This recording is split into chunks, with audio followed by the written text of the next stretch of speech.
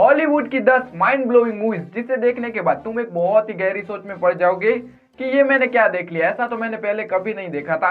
Movie के and के बाद असल में वो मूवी तुम्हारे दिमाग में स्टार्ट होगी। और वीडियो में आगे बढ़ने से पहले एक डिस्क्लेमर, इन मूवीज को देखने के बाद उसके बारे में ज्यादा कुछ सोचना मत, वरना तुम उसके कैरेक्टर को कब अपना लोगे वो तुम्हें खुद को ही पता नहीं चलेगा। और इस लिस्ट की जो ये 10 मूवी सभी अलग अलग कैटेगरी की है। तो अब सीधा चलते हैं मूवीज की तरफ। Number 10, perfume the story of murderer, जो 2006 में रिलीज हुई थी। इस मूवी का रन टाइम 2.5 घंटे का है और इस मूवी की IMDb रेटिंग 7.5 आउट ऑफ 10 है। ये एक क्राइम थ्रिलर 18+ मूवी है, तो इसको अकेले में ही देखना। और गूगल तो ये बता रहा है कि ये मूवी नेटफ्लिक्स पर अवेलेबल है, लेकिन मैंने देखा तो वहां पर ये मूवी है नहीं, तो इसको देखने के लिए तुम्हें जुगाड़ लगाना पड़ेगा। इस मूवी की स्टोरी की थोड़ी सी बात करें तो एक लड़का जिसका नाक बहुत ही ज्यादा तेज है, जो दूर की किसी भी चीज को आराम से सूंघ सकता है और वो इस दुनिया का सबसे बेस्ट परफ्यूम बनाने वाला बनना चाहता है। वो एक ऐसा परफ्यूम बनाना चाहता है जैसा आज तक किसी ने इस दुनिया में बनाया ही ना हो, जिसके लिए वो किसी भी हद तक जाने के लिए तैयार है। शॉर्ट में कहूँ तो वो लड़का खूबसूरत लड़कियों की महक का परफ्यूम बनाना चाहता है।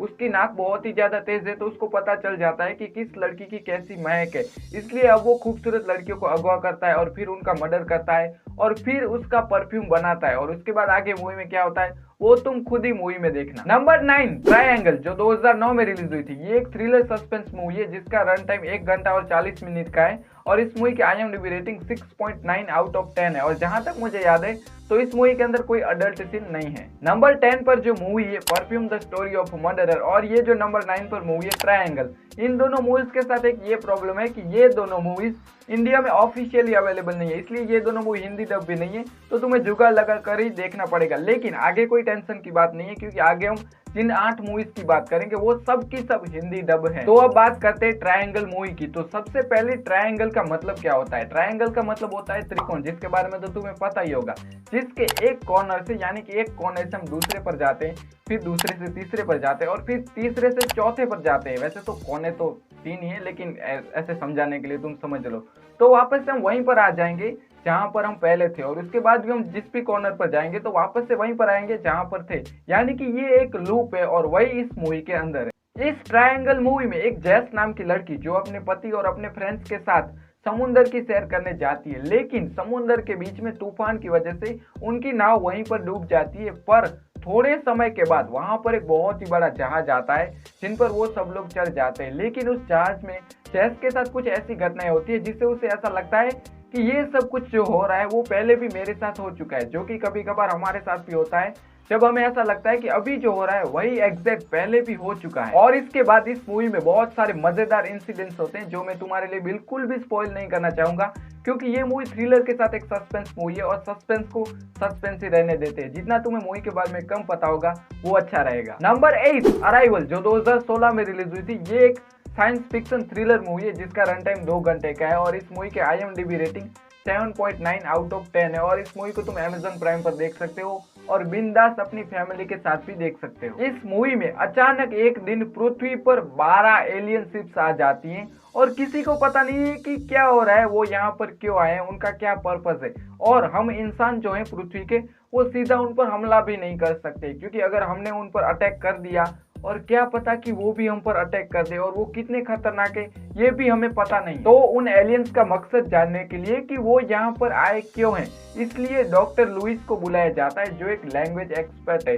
शायद लुइस उनसे बात कर पाए और वो जो कहना चाहते हैं वो समझ पाए, इसलिए लुइस को बुलाया जाता है। और साथ में एक लैंड डॉनली नाम का आदमी भी इस मिशन में जुड़ता है, जो यही जानने में मदद करता है कि एलियंस यहाँ पर आए क्यों है। अब आगे मूवी में क्या होता है, एलियंस यहाँ पर क्यों आए थे, वो वापस जाते हैं या नहीं, या फिर हम लोग उनका पर्पस जान पाते हैं या नहीं, ये तुम खुद ही मूवी में देखना। हम लोग से मेरा मतलब है हम पृथ्वीवासी। नंबर 7, इंसेप्शन, जो 2010 में रिलीज हुई थी। ये एक साइंस फिक्शन मूवी है जिसका रन टाइम 2.5 घंटे का है और इस मूवी की IMDb रेटिंग 8.8 आउट ऑफ 10 है। और इस मूवी को तुम नेटफ्लिक्स और जियो सिनेमा पर देख सकते हो और मूवी के अंदर कोई अडल्ट सीन नहीं है। अगर इस वक्त हम इस इंसेप्शन मूवी की बात कर रहे हैं तो इस मूवी के डायरेक्टर की हम बात ना करें ऐसा तो हो ही नहीं सकता, इस मूवी के डायरेक्टर है क्रिस्टोफर नोलन, जिनको तो शायद आप जानते ही होंगे, और इनकी जो सारी मास्टरपीस मूवी है उनको आपने देखा ही होगा। और इस लिस्ट में एक और भी उनकी मूवी आगे आएगी, जो इसके बारे में तुम्हें बहुत ही जल्द पता चली जाएगा इस वीडियो में। और उनकी तो वैसे सभी मूवीज माइंड ब्लोइंग है, लेकिन सभी मूवीज को मैंने इस वीडियो में नहीं किया है। एक अलग से कभी कभार बाद में वीडियो बनाएंगे जिसमें सभी क्रिस्टोफर नोलन की मास्टरपीस जो मूवी है वो होंगी। इंसेप्शन मूवी के लीड एक्टर है लियोनार्डो डिकैप्रियो, जिनको तो शायद आप जानते ही होंगे। उनकी जो टाइटैनिक मूवी है वो तो आपने देखी होगी, या फिर कोई और ऐसी मूवी देखी होगी जिस वजह से आप उनको जानते होंगे। और इनके अलावा इस मूवी में टॉम हार्डी, जोसेफ और सिलियन मर्फी हैं। क्रिस्टोफर नोलन की ऑलमोस्ट हर मूवी का टाइम से तो कोई लेना देना होता ही है। उनकी मूवीज के अंदर हमें कुछ न कुछ तो टाइम के रिलेटेड देखने मिल ही जाता है। वैसा ही हमें इस मूवी में देखने मिलता है। हम सब ये जानते हैं कि सपने सच नहीं होते, वो असली नहीं होते, लेकिन इस मूवी के अंदर असली सपने दिखाए गए हैं जिसको हम फील भी कर सकते।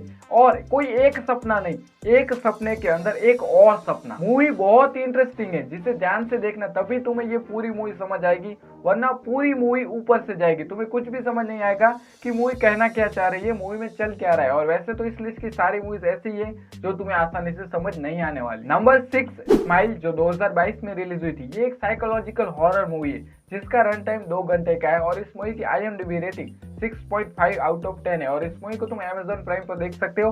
और मूवी के अंदर कोई ऐसा अडल्ट सीन नहीं है जिस वजह से तुम इसे अपनी फैमिली के साथ नहीं देख सकते हो, लेकिन ये एक हॉरर मूवी है तो मेरे हिसाब से तुम्हें अपनी फैमिली के साथ नहीं देखना चाहिए। और शायद इस मूवी की जो IMDb रेटिंग है 6.5 वो तुम्हें कम लगे, लेकिन ये बात हमेशा याद रखना कि पहले मूवी को तुम खुद देखना और उसके बाद ही मूवी को जज करना। इस IMDb रेटिंग से जज मत करना, क्योंकि बहुत सारी ऐसी अच्छी मूवीज है जिनकी IMDb रेटिंग उतनी नहीं होती है, लेकिन वो मूवी एक मास्टरपीस होती है। जैसा मैंने पहले बताया कि ये एक हॉरर मूवी है, तो पहले ही बता दे रहा हूँ कि अगर तुम्हारी हॉरर मूवी से फटती है तो इस मूवी को मत देखना, क्योंकि ये मूवी तुम्हारे दिमाग में बहुत ही बुरी तरीके से बैठ जाएगी। और अगर तुम्हारी हॉरर मूवी से फटती नहीं भी है, फिर भी 2-3 दिन तक ये मूवी तुम्हारे दिमाग में घूमती ही रहेगी और तुम फिर आईने के सामने जाकर ऐसे स्माइल करोगे।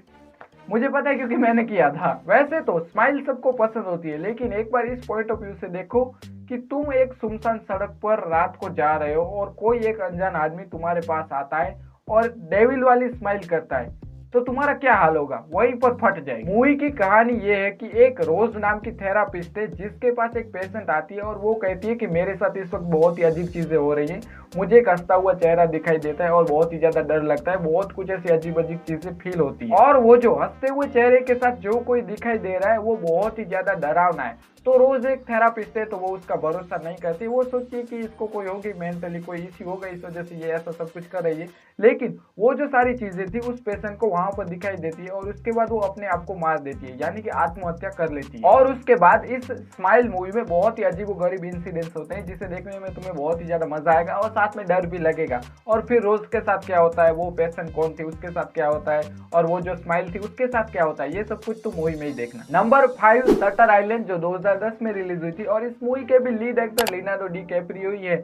थोड़ी देर पहले हमने जिस मूवी की बात की इंसेप्शन, उसके भी यही लीड एक्टर है और ये दोनों मूवीज 2010 में ही रिलीज हुई थी। Shutter island thriller mystery movie है जिसका रन टाइम 2 घंटा और 18 मिनट का है। इस मूवी को तुम नेटफ्लिक्स पर देख सकते हो और इसकी IMDb रेटिंग 8.2 आउट ऑफ 10 है और इस मूवी के अंदर कोई अडल्ट सीन नहीं है। मूवी की पूरी कहानी एक आइलैंड पर है जिस पर एक पागल खाना है जिसकी एक पेशेंट भाग जाती है, तो उसको ढूंढने के लिए वहां पर 2 लोग आते हैं, टेडी और चक। और ये जो चक का कैरेक्टर है उसका रोल प्ले मार्क रफलो द्वारा किया गया है। उस पागल खाने के अंदर कुछ ऐसे पेशेंट्स हैं जो अपनी जिंदगी ऐसी मौज मस्ती में वहां पर जी रहे हैं क्योंकि वो पागल है, और उन पागलों को ये लगता है कि वो पागल नहीं है, जो कि ऐसा कहा जाता है कि हर पागल कहता है कि वो पागल नहीं है, लेकिन वो एक पागल है। उन पागलों को ऐसा लग रहा है कि वो अपने घर में ही रह रहे हैं अपने अड़ोस पड़ोसियों के साथ। तो अब चक और टेडी को वहां पर क्या मिलता है, वो पेशेंट मिलती है या नहीं, या फिर क्या होता है, वो तुम खुद आगे मूवी में देखना। और इस मूवी का एंड जो है वो समझना थोड़ा सा हार्ड तो है,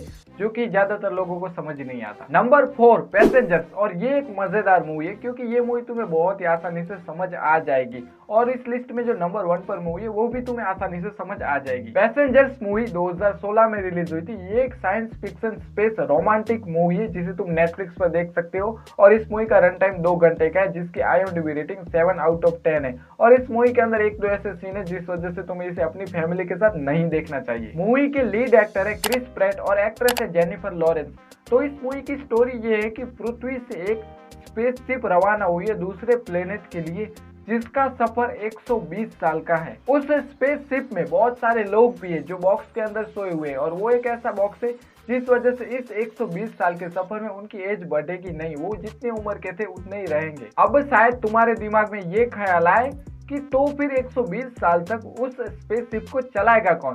तो वो ऑटोमेटिकली थी, अगर कोई छोटी मोटी प्रॉब्लम आती है तो ऑटोमेटिकली सॉल्व हो जाती है। लेकिन अचानक एक दिन उस स्पेसशिप की टक्कर पत्थरों से हो जाती है और उसमें गड़बड़ हो जाती है, और उस गड़बड़ की वजह से स्पेसशिप के अंदर एक जिम नाम का आदमी जाग जाता है। उस वक्त स्पेसशिप ने 30 साल का सफर कर लिया था, यानी कि अभी भी 90 साल बाकी थे, और जिम वहां पर जाग गया था। उसके अलावा जितने भी वहां पर लोग थे वो सारे सोए पड़े हुए थे।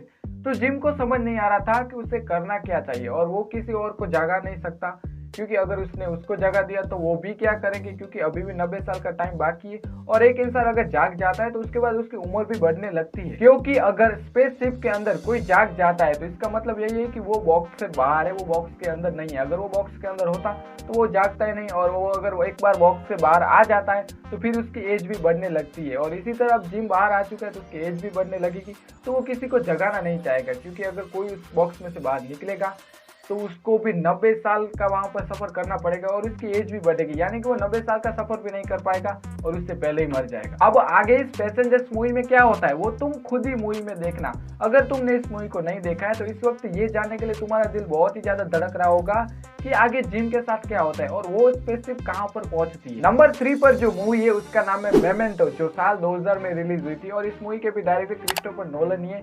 ये एक मिस्ट्री थ्रिलर मूवी है जिसका रन टाइम 1 घंटा और 50 मिनट का है। ये मूवी ऑफिशियली HBO मैक्स पर अवेलेबल है, तो इस मूवी को इंडिया में देखने के लिए तुम्हें जुगाड़ लगाना पड़ेगा, जहां पर ये मूवी तुम्हें हिंदी में भी मिल जाएगी। और इस मूवी की IMDb रेटिंग 8.4 है आउट ऑफ 10, और इस मूवी के अंदर थोड़ा बहुत खून खराबा है, थोड़ा बहुत है, कुछ ज्यादा नहीं है, और इस मूवी में कोई अडल्ट सीन नहीं है। वैसे मुझे इस मूवी के बारे में ज्यादा कुछ बताने की जरूरत नहीं है, क्योंकि ये हॉलीवुड की गजनी है।